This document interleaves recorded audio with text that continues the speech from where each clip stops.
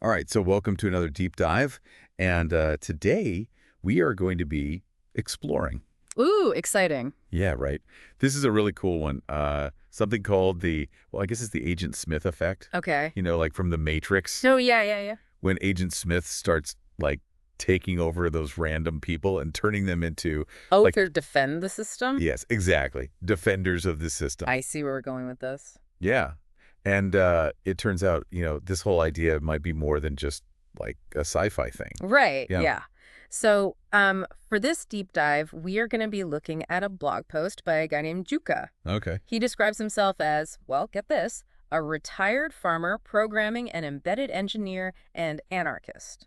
Wow, that's quite the combination. It is, right. He's got a really interesting perspective, and he writes about all sorts of things on his blog, things like propaganda, politics, philosophy. Okay. And in this particular post, he's arguing that we see this Agent Smith effect. Like in the real world. Yeah, like all the time. I could definitely see that. I mean, like, those people where Oh, yeah. it's like the second you bring up a topic that even like questions the narrative just a little bit, Oh, yeah. they just become They just...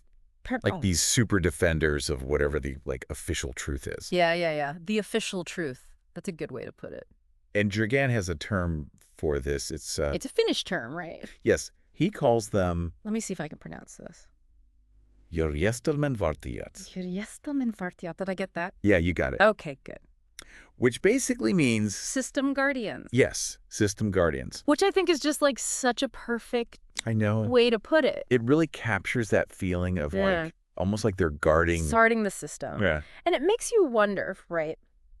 What is it that really drives that kind of a reaction? Yeah, like, is it because they genuinely understand the topic? Yeah. Or is there something else going on there? Like something more, I don't know, emotional maybe? Right, exactly. And, Juka actually shares the story in his post about experiencing this firsthand. Like, he was talking to some people and he brought up this topic. I don't remember exactly what it was, but it was something that, went against the mainstream view. Okay. And the reaction he got from these people, he said it was immediate and so intensely defensive. Like they were really upset. They were, yeah. And it's almost as if they felt like personally attacked, Right. even though it was just a conversation, And what Juka points out is that a lot of times these, what were they again? The system guardians, Yeah. they often don't even seem to fully grasp like the information that they're defending so passionately. It's almost like, he says, they're programmed to react in a certain way, just like, Agent Smith. Yeah, but Agent Smith is like an actual program. Right. These are real people. Right. So what is really going on in their minds? Yeah, it's kind of creepy when you think about it. Like, Yeah. what if they're just afraid of having their beliefs challenged? I think there's definitely a fear element there. I mean, we humans, we like to think that we're super rational, but so often our beliefs are actually based more on like emotions, and like deeply ingrained ideas that we've picked up over time throughout our lives. Right. So when somebody comes along and questions those beliefs, it can feel like our whole world is being like totally shaken up. Yeah, I can see that. Yeah. Especially if we've been conditioned from a young age to just trust authority figures and accept the official truth without like really questioning it. That's exactly right. And actually, Juka uses another Finnish term for this. He calls these people, the ones who just blindly trust the official narrative, järjestelmäskoväinen. Järjestelmäskoväinen. Yeah. They might not even be aware they're doing it. It's just become like their automatic way of processing information. It's almost like they've been programmed, just like those system guardians. Yeah. And it's not necessarily that they are like intentionally trying to shut down the conversation. They might genuinely believe that they're like defending the truth, right? Right. But it still makes it really hard to have like a real discussion, Absolutely.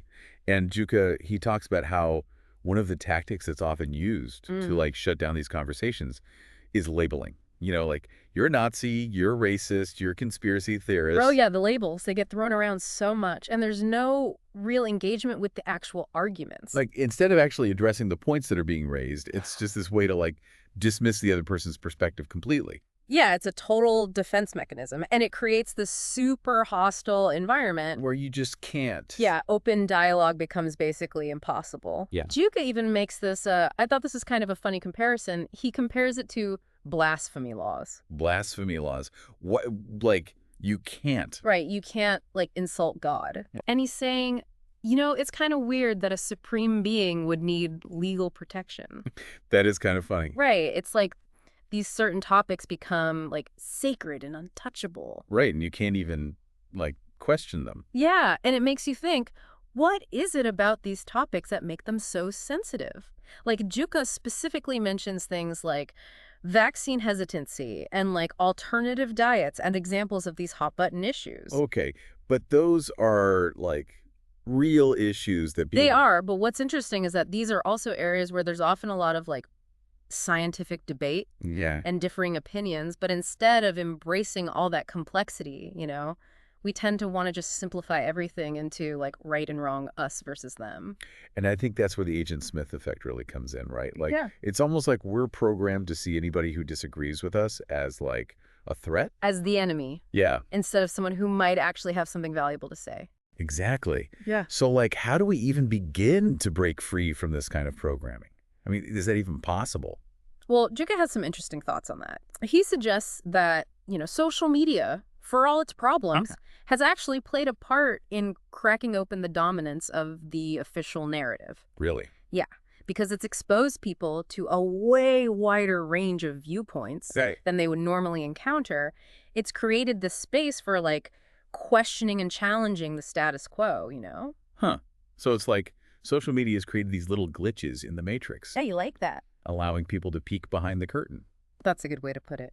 And that brings us to this idea of people who have become what Juka calls detached from the system. Detached from the system, so they've, like, unplugged from the matrix. Exactly. But- These are the people who have stopped blindly accepting the official narrative, and they're actively searching for alternative perspectives. But even for those who have, like, unplugged, isn't it Mhm. hard to completely shake off those, like, really deeply ingrained beliefs? Oh, for sure. And Juka actually talks about this. He calls it the internal agent Smith. The internal Agent Smith? Yeah, like those remnants of conditioning that can still trigger these, really defensive reactions in us, even when we think we've broken free. Yeah. Yeah, it's wild how deep some of that stuff can get, Yeah.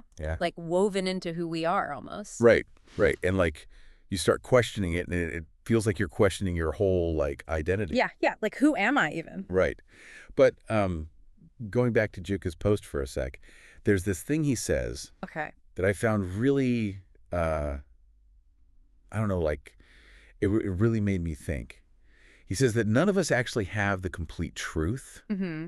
about anything. You mean like we all just have like... We all just have limited knowledge, Yeah, right? yeah. And we all come from these unique perspectives. When you think about it that way, Right. it's so true. Yeah. And it's actually a really important point to remember, I think, because when we recognize that we don't have all the answers, it can make us more open to actually hearing other points of view. Right. Instead of just assuming that we're right. Exactly. And that Yeah. we already know everything. And, instead of clinging to that belief that we have it all figured out, Right. we can actually, approach conversations with a bit more humility Okay. and curiosity. Humility. Yeah, that can be, like, a hard thing to do, It is admitting that we might be wrong, Yeah. or that there might be other, like, valid ways of looking at things.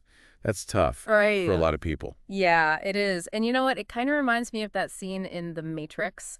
Okay, which one? The one where Morpheus offers Neo the red pill and the blue pill. Oh, right. Okay, so, like, the red pill is... The red pill represents truth, even if it's painful. Yeah. And the blue pill, that's like staying in blissful ignorance. Wow, that's a really good analogy. It is, right. And that whole scene has become, like, so iconic.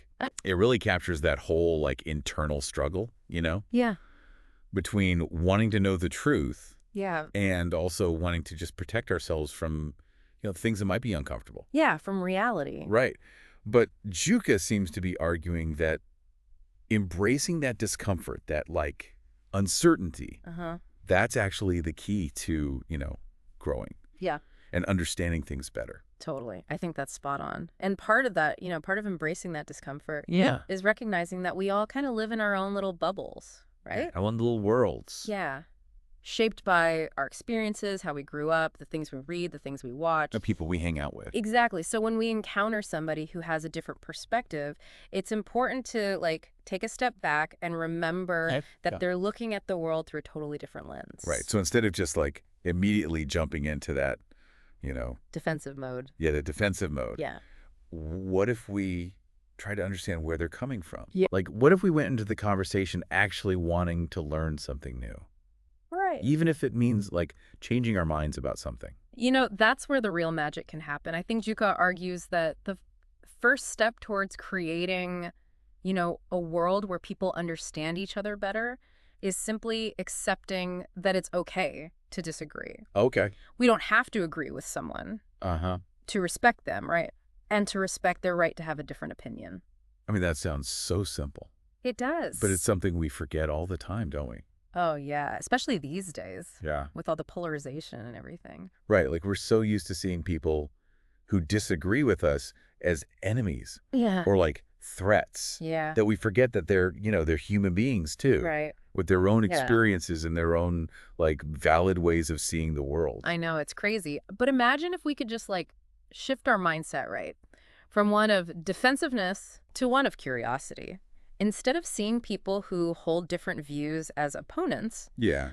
what if we saw them as opportunities? Yeah. Opportunities for learning and expanding our understanding of things. Wow. That is a powerful idea. Right. It is. So instead of getting stuck in these like Agent Smith style clashes where everyone's just digging in their heels. And shouting and defending their own version of the truth. Right. We could actually create space for genuine dialogue where we can, challenge each other's ideas Yeah. but still respect each other as people. Yeah, I like that. Respectful disagreement. It's possible. It is. And Juka seems to think so too. He emphasizes, nobody has a monopoly on truth. Right. We're all constantly learning and changing. Uh-huh. And that includes being open to, changing our minds when we come across new information. It's about like letting go of that need to always be right Yes. and embracing, the uncertainty. Yeah, exactly. The Yeah. world is messy and complicated. And there are lots of different ways of looking at things. Right, right. And then he ends his post with this question, Oh, yeah. He asks... which is, I mean, it's such a powerful question. What is it? He asks his readers, which pill would you choose? Wow. That is powerful. Like red pill or blue pill? Do you want to stay plugged in Oh, man. or do you want to unplug? I know. It's like he's challenging us to look at ourselves, that's the challenge. and decide what we really want. And it's not an easy choice, Not at all. But Joka's post, I think it really highlights the power of choosing that red pill, Right. confronting those uncomfortable truths, Uh, and seeking out those, diverse perspectives. Even if it's hard, it's like he's saying, hey, take a good look at yourself. Why do you believe the things you believe? Yeah. Have you really thought it through? Or are you just kind of afraid to let go of what you've always known? Right, right.